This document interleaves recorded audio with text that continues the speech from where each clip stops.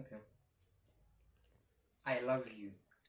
That's a packed statement. I love you. 3 words, right? Of which the first word happens to be a letter, but yeah.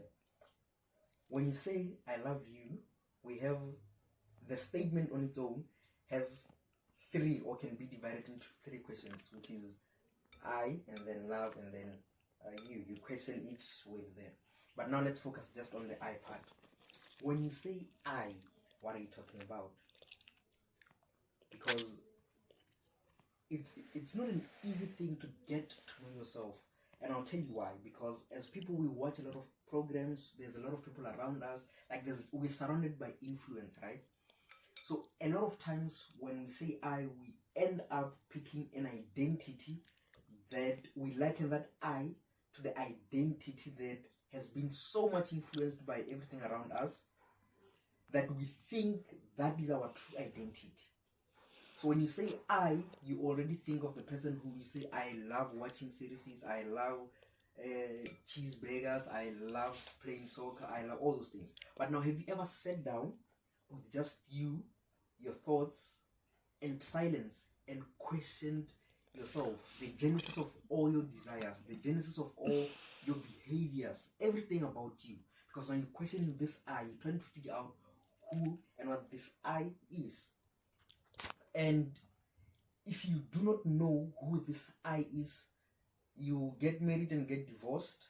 Nothing that you engage yourself in will satisfy you, because you don't know what you're looking for. So you get to school, you study a particular course, you graduate, and then you get to work, and boom, this is not for me, because you don't know the I. You've been operating on autopilot, and what put you on autopilot is the influence around you. TV, that's very, when I was reading, I read this other book, I just forgot the person who wrote it, but it's called School, the Weapon of Mass Instruction, right? And what that book talks about, I think, I just forgot which part, but it talks about how TV and the media came about and stuff like that. And the main purpose for television was to be able to influence people's minds even when they're not at school. Because at school, you get people, you group them in ages and whatever, you teach them to think the same. So now when they go home, you do not have control over them. So you get people who want to maintain that control, and they're like, we need something that, number one, has to be entertaining,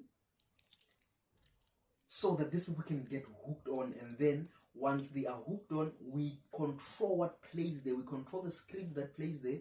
So you are not aware, because all these things happen subconsciously, just watching, and you entertain and you love it and you hooked.